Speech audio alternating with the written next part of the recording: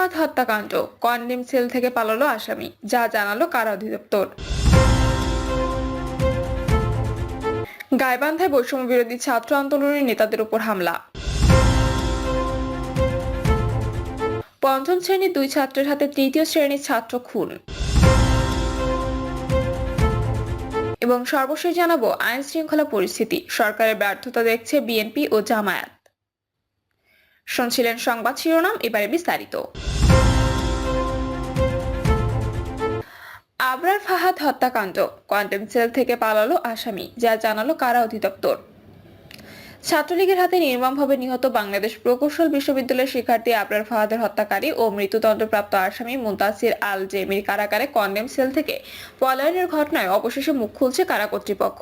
এতে বলা হয়, আবরার হত্যা মামলায় মৃত্যুদণ্ডাদেশপ্রাপ্ত বন্দী কারাগার থেকে পলায়ন সংক্রান্ত সংবাদের প্রতি কারা কর্তৃপক্ষের দৃষ্টি আকর্ষিত হয়েছে।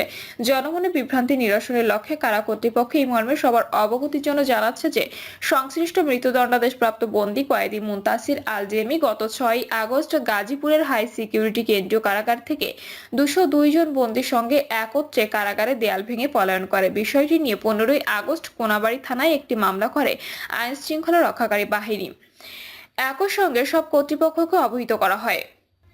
কারা কর্তৃপক্ষ আরো জানায়, সব কর্তৃপক্ষের সম্মিলিত প্রচেষ্টায় ইতোমধ্যে 35 জন মৃত্যুদণ্ডাদেশ প্রাপ্ত বন্দী সহ 51 জন বন্দীকে গ্রেপ্তারপূর্বক কারাগারে প্রেরণ করা হয়েছে। আইন শৃঙ্খলা রক্ষাকারী বাহিনী কর্তৃক সংশ্লিষ্ট বন্দীকে গ্রেপ্তারের প্রচেষ্টা অব্যাহত রয়েছে। পলাতক জেমি বুয়েটের মেকানিক্যাল ডিপার্টমেন্টের 17তম ব্যাচের শিক্ষার্থী। এদিকে জেমির কারাগারে কন্ডেম সেল থেকে পলায়নের ঘটনায় গভীর রাতে উত্তাল হয় বুয়েট ক্যাম্পাস। হত্যাকারী জেমির গ্রেপ্তার ও ফাঁসির দাবিতে বিক্ষোভে ফেটে পড়েন বুয়েটের সাধারণ শিক্ষার্থীরা। রাত 11:30টায় শিক্ষার্থীরা বুয়েটের শহীদ মিনার থেকে মিছিল বের করেন। মিছিলটি পলাশী মোড়, ভিসি চত্বর হয়ে ঢাকা বিশ্ববিদ্যালয়ের রাজু ভাস্কর্যের পাদদেশে এক সমাবেশে মিলিত হয়। পরে সেখানে সংবাদ সম্মেলন করেন বুয়েট শিক্ষার্থীরা। গাইবান্ধায় বৈষম্য বিরোধী ছাত্র আন্দোলনের নেতাদের উপর হামলা।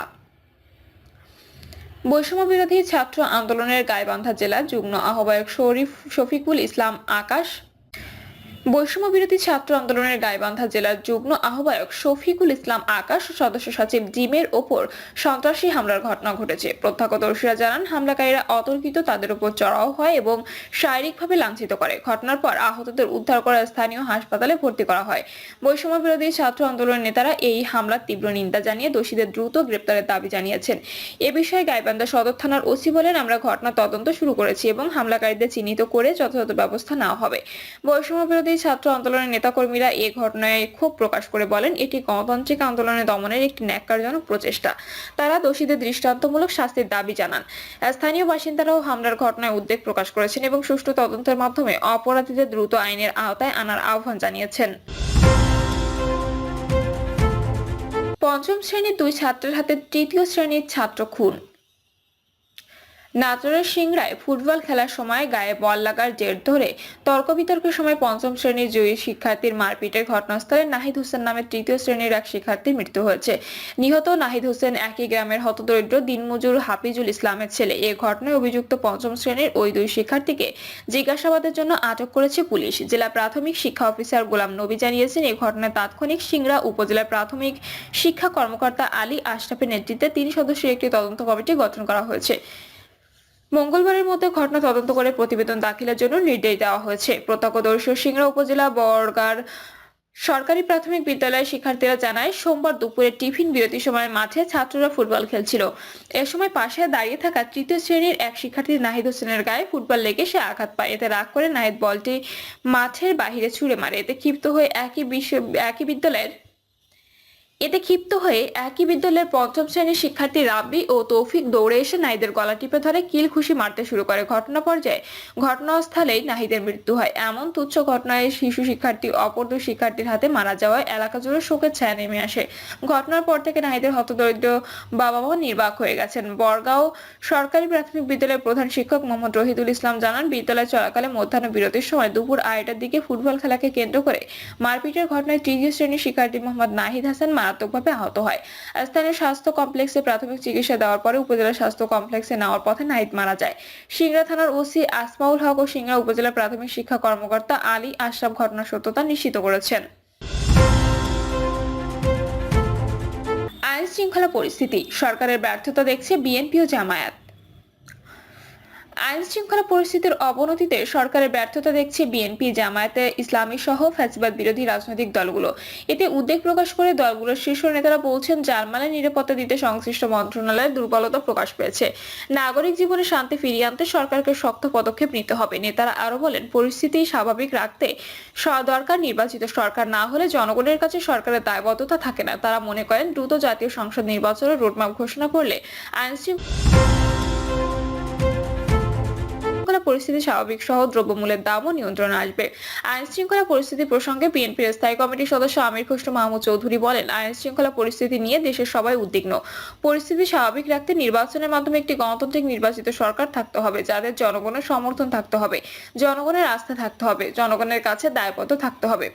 জনগণের কাছে সরকার জবাবদিহি থাকবে, তারাই এর সমাধান করতে পারবে। 1-11-এও কিন্তু পুলিশ মিলিটারি আইন শৃঙ্খলা পরিস্থিতি স্বাভাবিক বা দ্রব্যমূল্যের দাম কমাতে পারেনি, বরং আরো খারাপ হয়েছে। তাতে কি লাভ হয়েছে? কোনো লাভ হয়নি। বিএনপির এই নেতা আরো বলেন, সরকার জনগণ থেকে বিচ্ছিন্ন, জনগণের সঙ্গে সম্পর্ক নেই, যে কারণে কোনো দায়বদ্ধতা জবাবদিহিতা নেই, সরকারের রাজনৈতিক উইং নেই। সবচেয়ে বড় কথা হলো, জনগণের সমর্থন ব্যতীত বর্তমান পরিস্থিতি নিরসন করার উপায় নেই।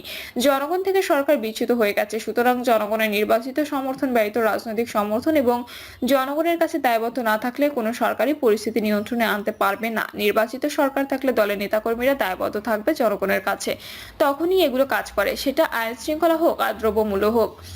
জামাত ইসলামী সেক্রেটারি জেনারেল অধ্যাপক মিয়া গোলাম পরোয়ার বলেন, আইন শৃঙ্খলা এই পরিস্থিতিতে আমরা খুব উদ্বিগ্ন। আমরা মনে করি এটা সরকারের সংশ্লিষ্ট মন্ত্রণালয়ের দুর্বলতা, ব্যর্থতা। তারা পুরোপুরি পদক্ষেপ নিতে পারছে না। এসব ব্যাপারে আগাম যেসব প্রস্তুতি নিতে হয় তা তারা নিতে পারছে না। এতে করে পুরো জাতি উদ্বিগ্ন। আমরা এটা মনে করি যে পতিত ফ্যাসিবাদের দোসর যারা দেশে আছে, প্রচুর কালো টাকার মালিক, তারা কিছু সংখ্যক সন্ত্রাসীদের বিভিন্ন জায়গায় চাঁদাবাদ, ছিনতাই উস্কে দিয়ে দেশকে একটা অরাজকতা তৈরি করার প্রচেষ্টা চালিয়ে সরকার ও জনগণকে বিব্রত করা, এর পেছনে তাদের হাত থাকতে পারে। এ বিষয়ে সরকারকে শক্ত পদক্ষেপ গ্রহণ করতে হবে। জানমালের নিরাপত্তা, নাগরিক জীবনে শান্তি ফিরিয়ে আনার জন্য কঠোর ব্যবস্থা নেওয়া উচিত। এ বিষয়ে এক বিবৃতিতে ইসলামী আন্দোলন বাংলাদেশের আমির চরমোনাই পীর মুফতি সৈয়দ মোহাম্মদ রেজাউল করিম বলেন, স্বৈরাচার পতনের 6 মাসের বেশি সময় অতিক্রান্ত হওয়ার পরেও দেশের আইন শৃঙ্খলা পরিস্থিতি নিয়ন্ত্রণে অন্তর্বর্তীকালীন সরকার যে ব্যর্থতার পরিচয় দিয়েছে তা গ্রহণযোগ্য না।